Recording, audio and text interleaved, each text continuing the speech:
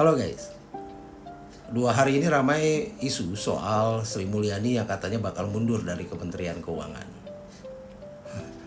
Ya, sebelum membahas masalah itu sepertinya menarik untuk kita lihat laporannya ya soal realisasi pendapatan negara dan kondisi fiskal Indonesia.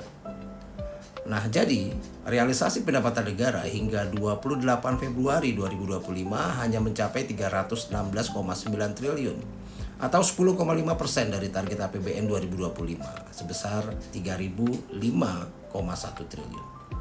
Nah, angka ini menunjukkan penurunan tajam sebesar 20,85% dibandingkan dengan periode yang sama di tahun lalu, ya, yaitu 400,36 triliun. Nah, penurunan ini menjadi alarm serius sih bagi kondisi fiskal Indonesia, terutama karena terjadi di awal tahun saat biasanya momentum pertumbuhan pendapatan masih cukup kuat lah. Nah, penurunan pendapatan negara ini sebagian besar disebabkan oleh penerimaan pajak yang anjlok hingga 30,19% dan hanya mencapai 187,8 triliun. Nah, salah satu penyebab utamanya adalah implementasi sistem perpajakan baru yang bernama Cortex yang ternyata belum berjalan optimal. Nah, sistem ini dilaporkan malah mempersulit wajib pajak dalam melaporkan dan membayar pajak. Jadi bukannya meningkatkan efisiensi seperti yang dijanjikan sebelumnya, pemerintah tampaknya kurang siap dalam mengantisipasi dampak transisi teknologi ini. Sehingga berimbas ya seperti ini, berimbas langsung pada penerimaan negara. Nah, selain itu, penerimaan dari sektor non pajak juga mengalami tekanan yang cukup kuat ya akibat perlambatan ekonomi. Dan juga tentunya karena penurunan harga komoditas ya seperti batu bara dan minyak sawit. Nah, ketergantungan Indonesia terhadap komoditas sebagai sumber pendapatan negara kembali menjadi sorotan karena situasi ini menunjukkan bahwa pemerintah belum berhasil mendiversifikasi sumber pendapatan negara secara signifikan. Meskipun wacana reformasi fiskal telah lama digaungkan ya. Nah, defisit anggaran negara hingga Februari 2025 tercatat sebesar 31,2 triliun atau 0,13% dari PDB. Nah, meski masih dalam batas aman sesuai target APBN yaitu 616,2 triliun atau 2,53% dari PDB. Nah, tren penurunan pendapatan negara dan potensi pembengkakan belanja negara di tengah tekanan ekonomi global ini dapat memperburuk kondisi fiskal sepanjang tahun. Nah, jika tidak segera diatasi dengan kebijakan yang tepat, maka defisit ini beresiko melebar dan membebani stabilitas ekonomi jangka panjang tentunya.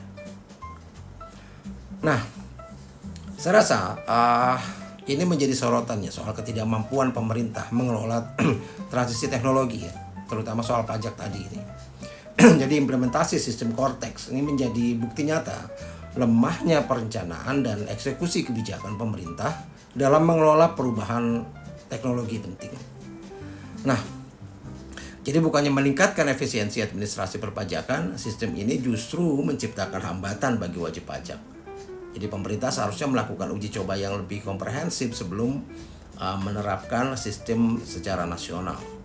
Ya, akibatnya penerimaan pajak yang menjadi tulang punggung pendapatan negara yang mengalami penurunan sangat drastis ya hingga 30%. Dan ini adalah kegagalan yang tidak bisa dianggap remeh sih kalau menurut saya. Belum lagi soal ketergantungan kita yang berlebihan pada komoditas. Ya, jadi penurunan harga batu bara dan minyak sawit kembali menunjukkan kerentanan struktur ekonomi Indonesia yang terlalu bergantung pada komoditas ya, sebagai sumber pendapatan utama. Jadi pemerintah telah lama berbicara tentang diversifikasi ekonomi dan peningkatan kontribusi sektor manufaktur serta jasa modern, tapi ya hasilnya masih jauh dari harapan. Ketergantungan ini membuat Indonesia rentan terhadap fluktuasi pasar global yang seringkali berada di luar kendali pemerintah kita. Ya, dan tentunya juga soal transparansi lagi ya. Jadi kurangnya transparansi dalam pengelolaan. Penurunan pendapatan negara sebesar 20,85% dibandingkan tahun lalu seharusnya menjadi perhatian utama pemerintah untuk memberikan penjelasan yang transparan kepada publik mengenai langkah-langkah mitigasi yang akan diambil.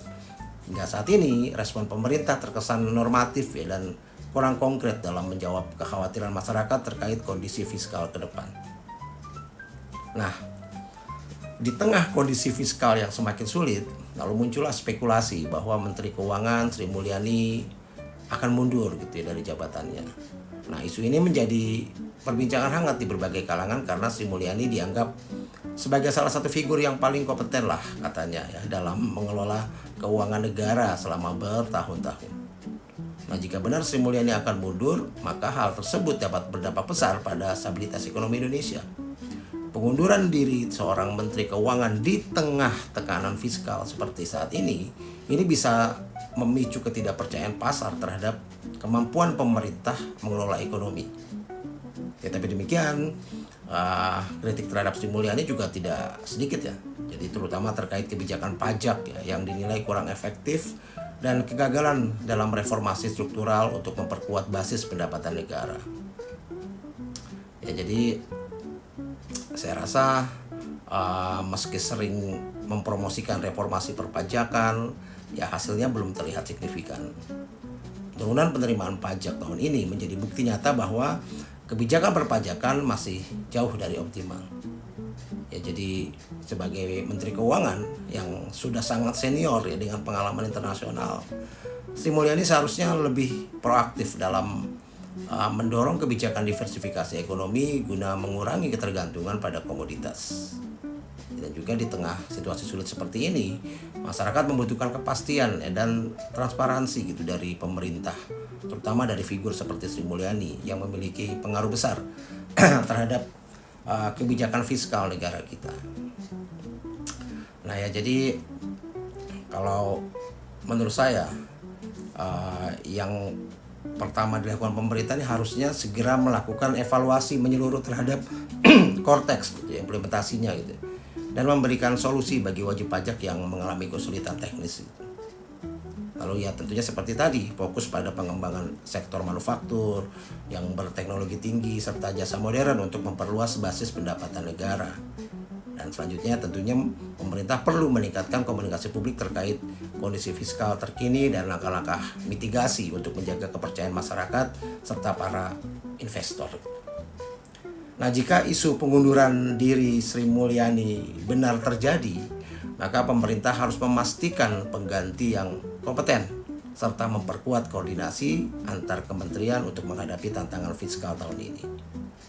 Ya, situasi fiskal Indonesia saat ini adalah ujian besar bagi pemerintah untuk menunjukkan kemampuan manajemen ekonomi yang tangguh dan responsif terhadap krisis.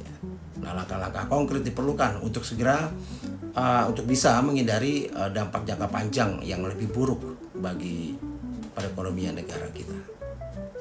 Begitu kira-kira. Salam.